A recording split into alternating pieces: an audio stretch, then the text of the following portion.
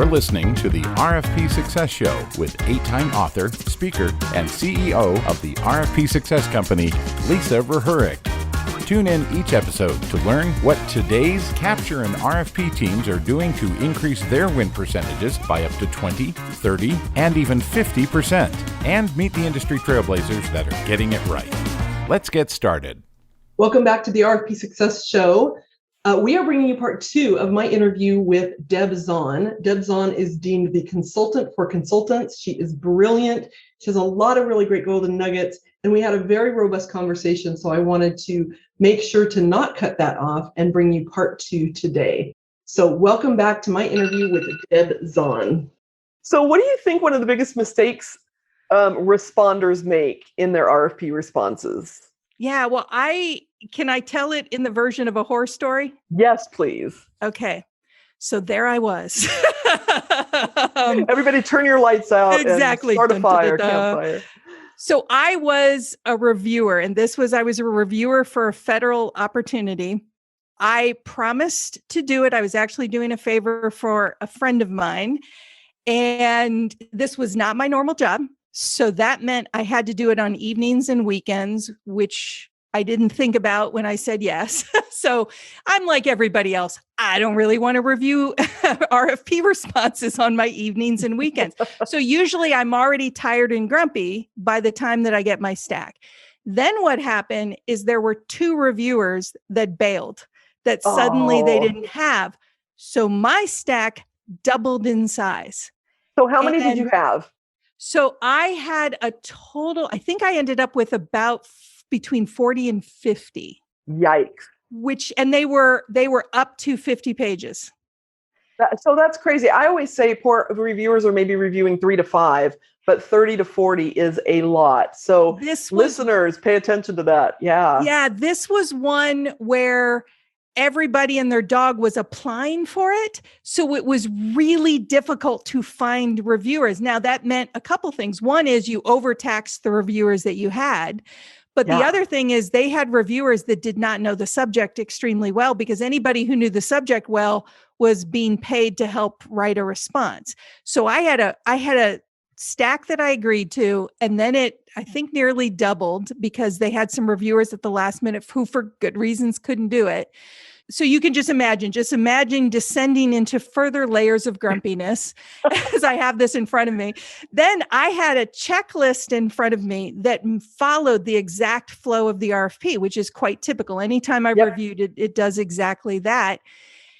And as I started to review the first few, and again, this is typical, they decided, I suspect, because I've heard clients say this, that they should change the order because they wanted the narrative flow to be better.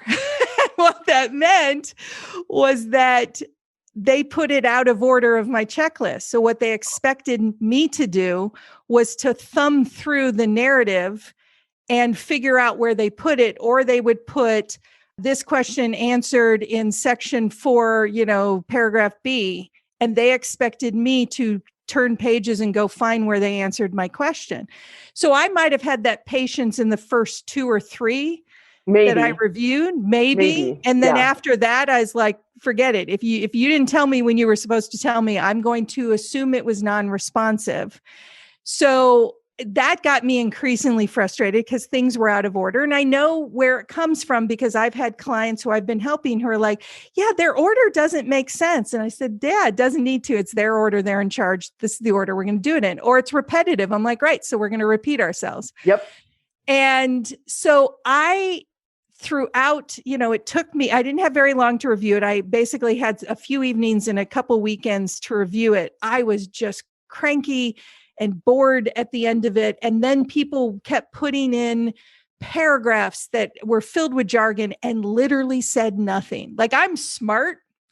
I didn't understand what they were talking about because they weren't talking about anything. It was just filler. And the filler just made me increasingly frustrated. And then occasionally I would get one that was beautiful. And it was in the right, it brings a tear to my eye to this day. It was in the right order. They actually answered the questions and then shut up.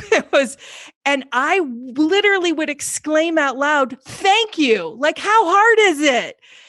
And so when I'm doing that, that's the type of thing that I'm assuming. So on good days, I've actually never, as a reviewer, only reviewed 3. I've never reviewed fewer than 10. So yeah, that's a great point, right? 10 is better than 40 or 50, but it's still, when it's a 50-page document, it's really tough. And it's really tough to not start to skim. I know I'm not supposed to skim, so I try really hard not to, but I'm tired and you're making me cranky. I mean, that was one instance where suddenly 2 reviewers bailed. It was a horror story as a reviewer. And so I was looking for people who made it easy for me to score higher and who it was a delight to read, because not only did I think that they were going to do something wonderful in the world, but they were making it easy for me to see that they wanted to do something wonderful in the world that matched what the RFP was for. And don't you think too, it makes you feel like, okay, now I can see also how it's going to be to work with these people. And these people are making it easy and these people are making it really hard. That's right. So every experience that you give people, doesn't matter what it's for, tells them what it's going to be like to work with you. And nobody, I don't care how good you are, wants to work with somebody that's going to annoy them like that. Yep. Yeah, it is. It's so true. And I think, we will hope that most reviewers are on the up and up and they're going to, like really dive in and do as much as they can to not skim. But at the end of the day, you've got reviewers that are looking for excuses to set that in the no pile. That's right. Because there's so many on their plate. And, to your point, most of the time the reviewers have a full-time job, and this is something that's added on top of that. They're pulled in at the last minute because other people couldn't do it. I mean, there's all sorts of reasons. And then one of the things that I always say, as a matter of fact, in my book, I wrote a book called the RFP Success Book. And in that book, I've got a fictional character. And one day he comes in and is asked to evaluate a proposal, but he's hungover. So he's not in the mood. Right? So we also don't know what everybody's going through. All those reviewers are going through and what mood they're in. Yeah. And how much wine they're drinking while they're doing it. Now, I don't do that because I don't drink much, but you got to understand, it's the evenings and weekends. And you're taking them away from their family. You're taking them away from things they love. You have no idea what's happening in their lives when they're doing it. They might have had, be homeschooling kids because of COVID, and they're freaking tired. And this is their only free time. And you're making them angry. Yeah. So you got to do something to turn that around. Yeah. Immediately. Nice. I love that. Such great advice. And for everybody listening, right, that there is so many little golden nuggets in there that you think are so small. One of our biggest things that we tell people is answer the damn question. Just answer the question. And I loved your addition to that. And then shut up, right? Answer the question. And every time people will say, well, we answer the questions. And I'm like, do you? And we do something called an RFP audit. And so we'll be going through and we'll be looking at past proposals for them. And I'll circle them. I'm like, here's all the questions that you didn't answer. And they're like, oh man. Yeah. And it's human nature because we're so, there's anxiety because we're working on a deadline. The RFP doesn't make sense to us. There's a million reasons why that happens, but answer the damn question. Yeah, we tell our clients when I work with them that there's a difference between responding to the question and being responsive to the question. Ooh, I love that. You can take that. They have to be the latter. And so if I see that they're not being really responsive, I'll just say, forget what's on a page. Tell me.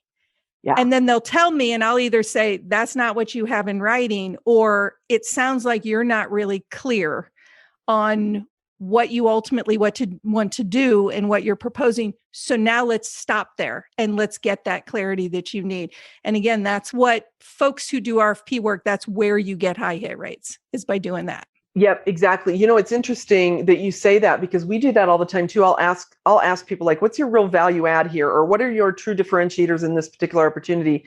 And they'll freeze and they'll, I'll ask them to write it, right? And they'll send me back some, we are really good at customer service and we're really good at this. And I'm like, no. And then we get on the phone and I have them talk through it. And once they get into a role, it's amazing how it can roll off the tongue. So it's like they've got it in their brains, but the minute that we try to write something down, we shift gears into some weird abnormality that isn't that strange? Yeah, like we've lost our ability to tell a clear story, or maybe we never had it. But it's the difference between, like, I believe in stories and narratives, and I know that when you're responding to an RFP, even if it's disjointed because of the way that they've organized it, I'm taking the reviewer on a journey to yes. And that each part of that is almost like a chapter or a portion of a movie where you're drawing them in even further to what you're trying to accomplish. And I've seen people who are the most amazing storytellers like freeze when it comes to an RFP. And now I either don't know what the heck you're saying, or I am so bored, I don't care what you're saying. And so how do we liven that up? And we do the same thing you do, where we'll get on and say, so just tell me like we're at a cocktail party and you're trying to impress me. And then they'll tell you the most amazing stories. And I'm like, why is that not here? Right? It's like we forget our own business, or we forget it is kind of crazy. We see it all the time. The other thing that you said that I really want to hone in on is, you were talking about getting too boring. And here's the deal. A lot of the proposals, and certainly a lot that we work on, are very technical, right? And so we get technical writers in there that are writing the technical response. And I'm here to tell you, I get that the reviewers want to know that you can do it. And they want to know to some degree how you can do it. But at the end of the day, they don't want to read that technical dribble. So you've got to have somebody that can come in and smooth those edges off. Yeah. And to Deb's point, right, to really tell the story and weave that story throughout the entire thing. Because your technical writers are not going to be it. They're giving That's right. And, I will reveal to you something I've never revealed. One of the places I learned that is I used to help friends write their Match.com profiles for dating. Really? And I have 3 marriages that are the result of those things, but it's no different. I would see it and I'm like, well, you sound boring and crazy, and you're not boring. So let's you might be crazy, but let's dial you might be a little bit. nuts, but guess what? They don't need to hear about your family on the first profile. But it's thinking about who the audience is, what they care about, and not being dishonest, but thinking about who's on the other end and what is going to draw them in, make them trust you, intrigue them about what you're trying to do. You're really trying to hit emotions. You got to pass the first gate, which is, are you being responsive and can you do what you say you're going to do? Yep. But then after that, you're trying to create an emotional response that gets them to say yes. Yeah. And you can't, would you agree with this? They can't do that. So the piece that you said, what they care about, you don't know that from the RFP. So This is why bidding on cold RFPs is going to result in a loss like 9 out of 10 times, probably a little bit more than that. So you got to go in up front and put your consulting hat on. I tell you what, I think any business development conversation is a consulting conversation. That's right. I don't care what kind of business you're in, and having that conversation to make sure that you learn a little bit about what they care about so that you can write to it in the RFP response. Right. Or look at what else are they putting out? What other types of RFPs are they putting out? What have they put in written form? What have they done videos about? Get some feel, do your homework enough so you get at least make a good, honest guess about the things they care about. Yes, I love that. I love that. There's so much more behind a failed RFP than just lost revenue. Employee engagement decreases with each loss, and a Gallup survey suggests that it costs up to $10,000 in salary per employee with 15% lower profits. If you're ready to increase your win rate consistently and put our winning and repeatable strategies in place, schedule your consultation now at bit.ly/chatrfp. That's bit.ly, bit.ly/chatrfp. Well, let's go a different direction for a second. So, of course, we've talked about the fact that you're a consultant for consultants.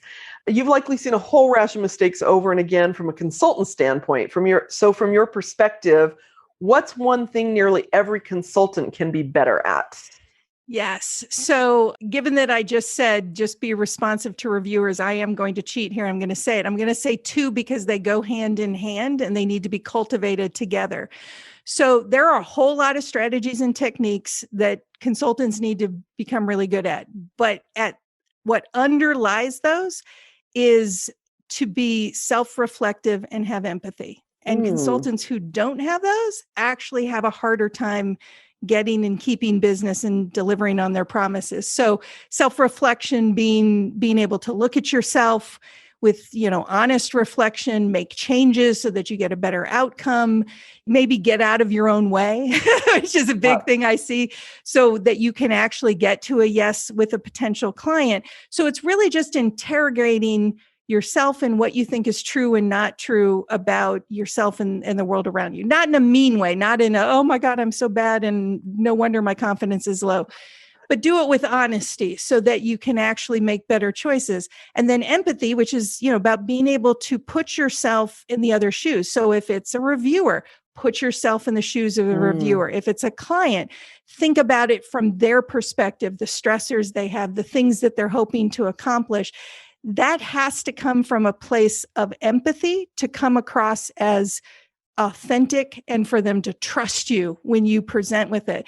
So you can have all the strategies and techniques in the world, but if you don't have those, a well-cultivated self-reflection, well-cultivated empathy, you're just going to have a harder time being successful, because those are the things that are going to let you take really smart action based on reality and not based on whatever version of reality is floating around.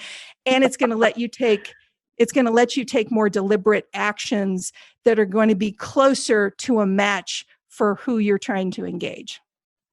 Sounds like also kind of putting that ego, setting the ego aside, which, we all have some element of ego, right? Some level of ego. And in my opinion, there's a healthy ego, right? And to be a consultant, there's got to be a little bit of ego there, because that supports your confidence in going in. But there's a balance between healthy ego and unhealthy ego. That's right. And to know, like, having confidence, I mean, people ask me a lot, because I tend to be very confident, is where it comes from. And what I tell people is I don't think I know everything, and I don't think I have to know everything. It's not because I think I know everything. And so self-reflection comes in handy, because I can say to myself, you know what? I can knock that out of the park. You know what? That thing? Yeah, I shouldn't be anywhere near that. I will just mess that up. Let somebody who's better at that than me do it. And I will tell you, clients love that. There's nothing more appealing to my clients than when I say, no, I shouldn't be doing that. You should get someone who knows what they're doing. It endears them to me like few other things do. So how did you get like that? I mean, has that just been something that comes naturally to you, or did you have to work on your confidence and that ability to say, this is not my bailiwick? Oh, I had to work on all of that. No, I used to be unassertive and no confidence and all of those things. And I found that those things just got in my way. And so I deliberately, through many courses, figured out, how with, using self-reflection and empathy as tools to essentially become a person who's not only hopefully a really good person, but also a good consultant. And then certain things helped. Like, I used to be a counselor for severely emotionally disturbed teenage girls. So, that helps you quite a bit, because some of the things that, that they would do, by the way, sometimes you see them, in the business world, only the stakes are just different.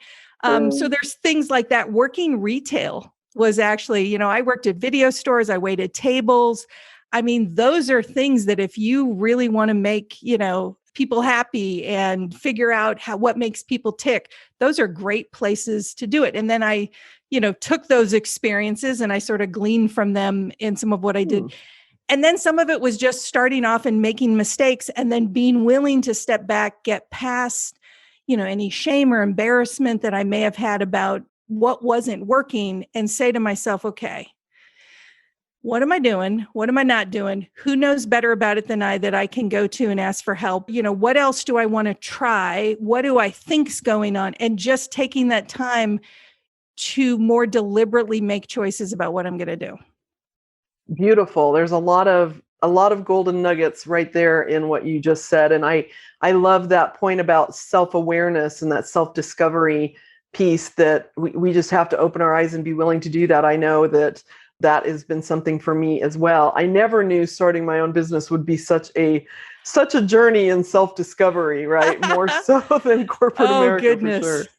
Yeah, and even if you've been successful in the work world before, anytime you start something new, that happens. So, as a consultant, I hadn't had imposter syndrome, in a decade. And I had it at the beginning. And then as I became successful, I didn't have it. And then, you start a different business and suddenly you're like, wait, I don't know what that means. Wait, what? And it all comes rushing back. And you have to have grace with yourself so that this is part of the deal. That's beautiful. That's beautiful. Okay, so I have one more kind of last question for you. You recently did an article in which talked about escaping analysis paralysis. And analysis paralysis sometimes can come into play in RFP responses for sure.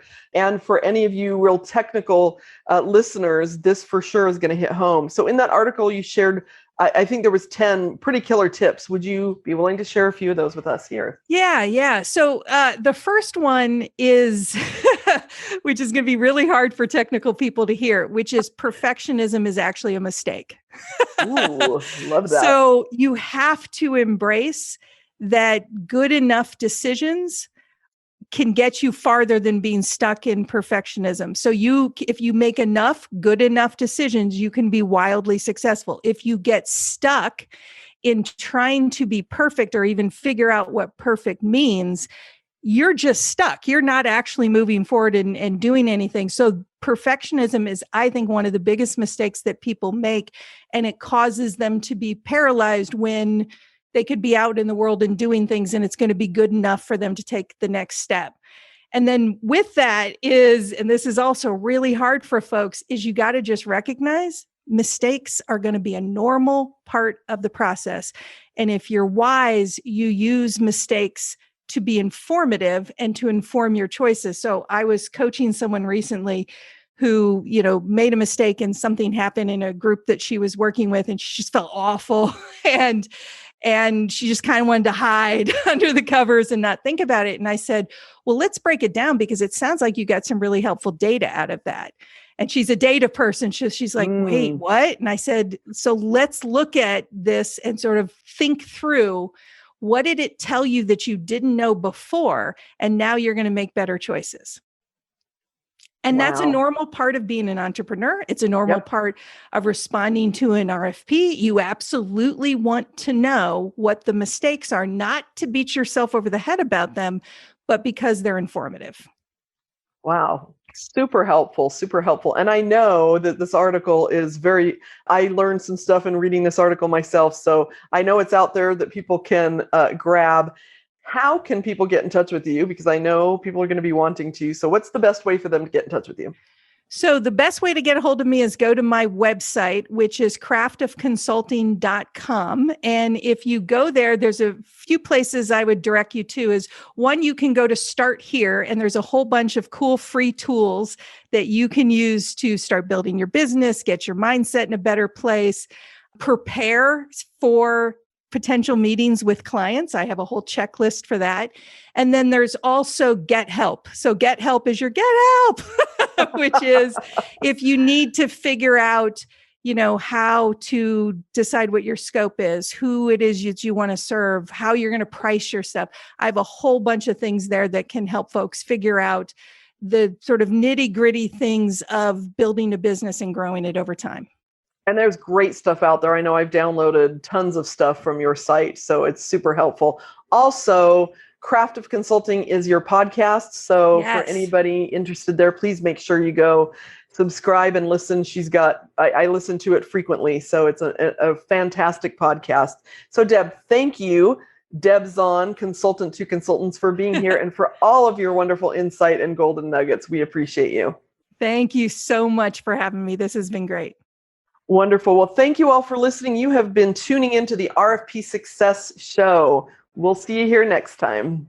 This has been another episode of the RFP Success Show with Lisa Rehurik, 8-time author, speaker, and CEO of the RFP Success Company. Thank you for joining us. If you have feedback on today's episode, email us at podcast@rfpsuccess.com. No matter your business size, industry, if you have an in-house RFP team, or need outside support, the RFP Success Company helps increase RFP win ratios by 10, 20, and even 50%. Learn more at the rfpsuccesscompany.com.